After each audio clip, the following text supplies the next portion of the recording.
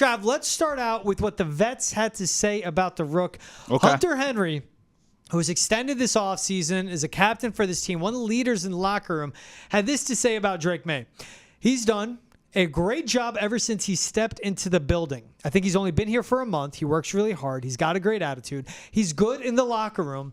I feel like he's really listening, taking the coaching and applying it on the field too. So he's a fun guy to be around. I feel like he's really listening, taking the coaching and applying it on the field. I feel like he's really listening. Taking the coaching. Stop right there. Well, humility. That's what we want from a rookie that has all this talent in the world. And everything, every quote, I'll tell you how I internalize it. Okay. Every quote I hear about Drake Maye, I'm comparing it to what was said and what came out about Mac Jones and his false bravado, his false ego. From the beginning, though? Yes. Really? Yes. Now, Mac Jones was a hard worker and all that, a good leader. He was inconsistent throughout the offseason, and he won the job, certainly, but it was against a washed-up Cam Newton. But when I'm hearing everything, especially he's really listening, it sounds like it's more than the coaching, although Hunter Henry said he's taking it. But he's really listening to the coaches, his teammates. That's what's important to me about Drake Maye. Okay. Well, listen, to be fair, I wasn't here for the beginning of Mac Jones. I was here for the disaster that was the ending. Sorry. So I'm not privy to that information like you are. I remember all the reports coming out later in the Mac Jones saga of all that stuff. But I didn't key in on the same part as you. You know, listening and taking the coaching and all that. I know I sound like Belichick here, but, like, do your job, right? Like, I'm not going to give you a cookie because you're doing what you're supposed to do.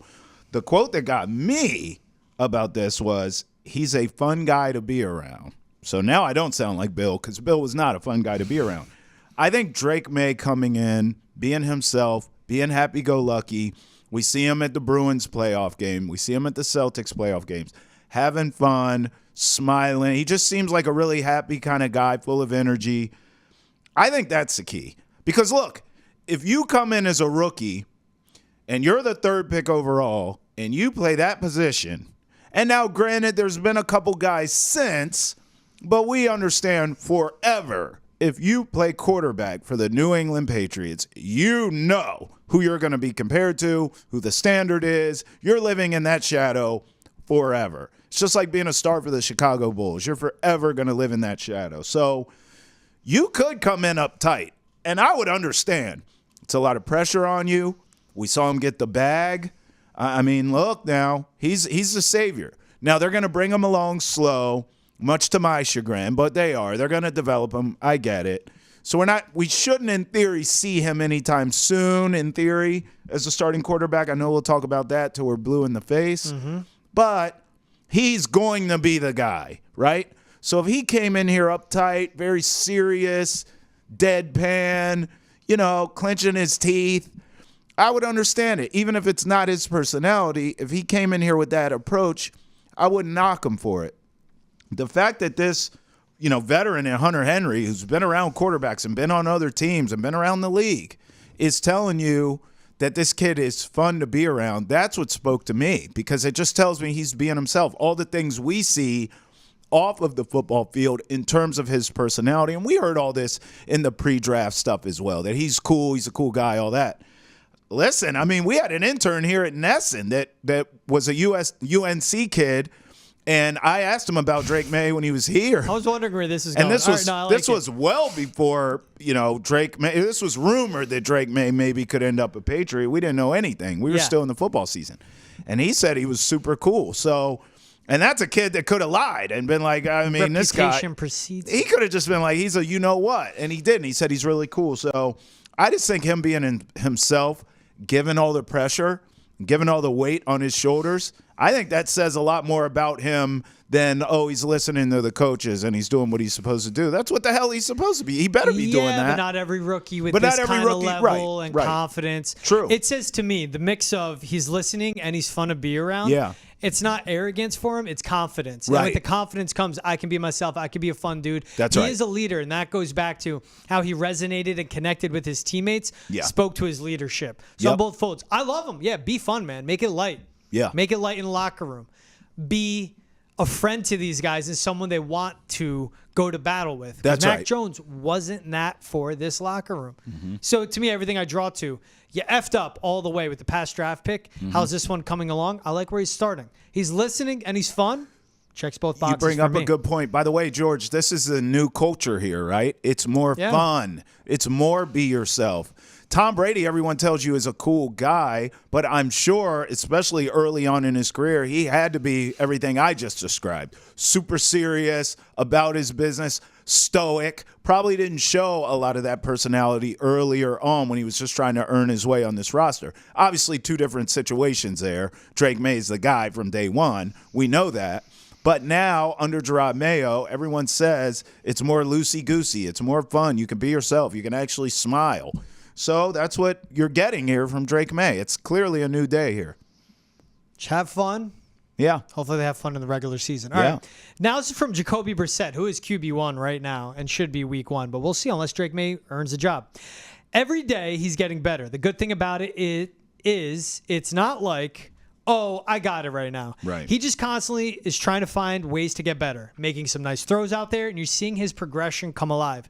Again, humility box, check, man. Yes. And this is where I say when he's really listening, Hunter Henry's talking about when he's giving him pointers, when he's talking to him, trying to speak of this is where I want the ball at this time in this location. Right. Drake's like, cool, got it. Not, well, you know what? I want you a few yards deeper, and I want you breaking more of a shallow in than a deep in when you come on these cross. No.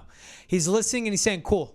All right, taking it in, taking the coaching, taking the criticism, the critique he gets from his teammates and his coaches. That's what you want. Yeah. And for Jacoby to say you're seeing his progression come along, that's him saying, too, you're seeing this kid pick things up and get better. And you know what, Trav? He should be.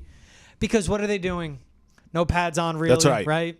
Yep. It's a light part of the offseason. When you get to training camp, that's when you really see the separation be made for these players. Yeah. But at this point, at least from day one to day whatever we're at right now, there's growth happening for Drake May. Yeah, well said. And you bring up a great point. I mean, listen, anyone can look good in shorts throwing against the air, right? I mean, that's what it is. But I will say this about Jacoby Brissett. I think he's keeping it a little too real here. And that's probably one of the reasons why you sign a Jacoby Brissett to be a bridge guy. There are only certain people in any industry, quite frankly, who can be bridge people, who can come into a job knowing damn well there's a young pup behind me. I have to help get them ready for the gig, and then I'm going to exit stage right at some point. And look, a lot of quarterbacks could not handle that situation. A lot of guys would be looking over their shoulder. Obviously, the famous examples come to mind, but there's countless ones that we don't know about. But just off the top of my head, Brett Favre, I mean, was an absolute you-know-what to Aaron Rodgers. And I remember a quote from him back in the day where he's like, it's not my job to prepare him. He needs to be ready on his own. Aaron Rodgers, in turn, I believe was a D to Jordan Love as well. So these things happen, but those are famous examples. I'm sure in every bridge quarterback to rookie quarterback scenario, not all veteran QBs are Jacoby Brissett. They are playing for their own damn lives, right? Playing to, hey, if the kid's not ready, I'm your guy anyways. And then obviously we know they're playing for their next team down the line.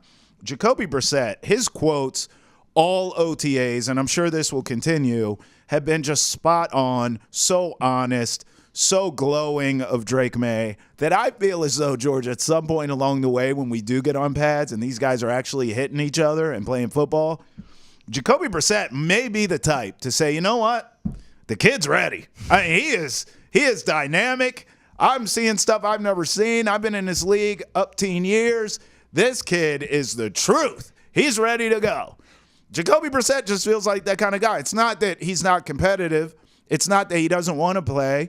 But he knows. I mean, he's being super honest in all this stuff.